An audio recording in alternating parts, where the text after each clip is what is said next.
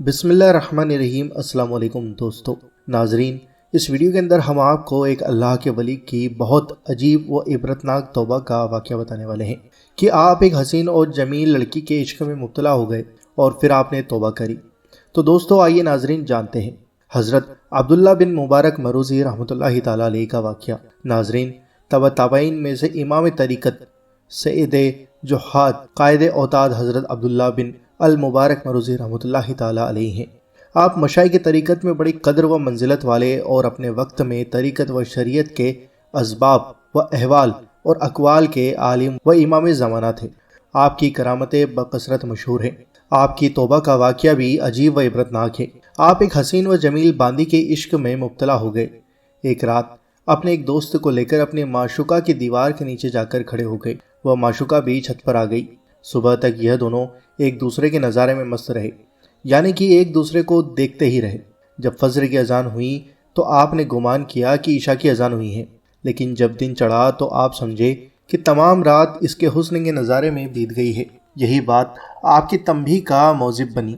دل پر چوٹ لگی تو کہنے لگے، اے مبارک کے بیٹے، تجھے شرم کرنی چاہیے کہ نفس کی خواہش کے پیچھے ساری رات ایک پاؤں پر کھڑے کھڑے گزار دی۔ اسی پر تو اعزاز و بزرگی کا خواستگار ہے۔ اگر امام نماز میں کسی صورت کو طول دے دے تو تو گھبرا جاتا ہے، اس پر بھی تو مومن ہونے کا دعویٰ کرتا ہے۔ اسی وقت آپ نے صدق کے دل سے توبہ کی اور تحصیل علم اور اس کی طلب میں مشغول ہو گئے اور ایسی زہد و دیندار کی زندگی اختیار کی کہ ایک روز اپنی والدہ کے باغ میں سو رہے تھے۔ آپ کی والدہ نے دیکھا کہ ایک سانپ منہ میں ریحان کی ٹہنی لیے آپ کے چہرے سے مکھی اور مچھر اڑا رہا ہے۔ آپ نے مرض چھوڑ کر عرصہ دراز تک بغداد میں اقامت فرمائی اور بکثرت مشائخ طریقت کی صحبت میں رہے۔ اس کے بعد کچھ عرصہ تک مکہ مکرمہ میں بھی رہے، پھر اپنے وطن مروز واپس تشریف لے آئے اور تعلیم و تدریس میں مشغول ہو گئے۔ شہر کی نصف آبادی ظاہر حدیث پر عمل کرتی اور شہر کی نصف آبادی راہ طریقت پر چلتی تھی۔ چونکہ شہر کے دونوں فریق آپ کو اپنا بزرگ مانتے تھے اور آپ سے راضی و متعلق رہتے تھے، اسی بنا پر آپ کو رضی الفریقین کے لقب سے بھی پکارتے تھے۔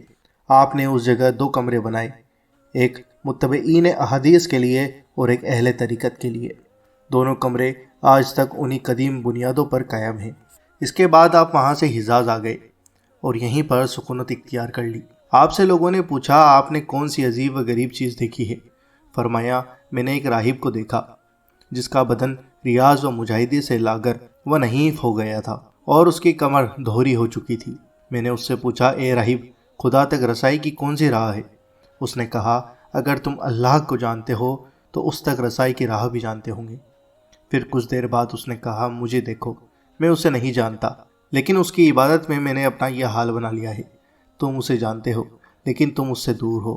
مطلب یہ ہے کہ معرفت کا اقتضا یہ ہے کہ اس کی شخصیت دل میں ہمہ وقت رہے، لیکن میں دیکھ رہا ہوں کہ تم اس سے بے خوف ہو اور میں جہالت میں مبتلا ہونے کے باوجود اس سے خوفزدہ ہوں۔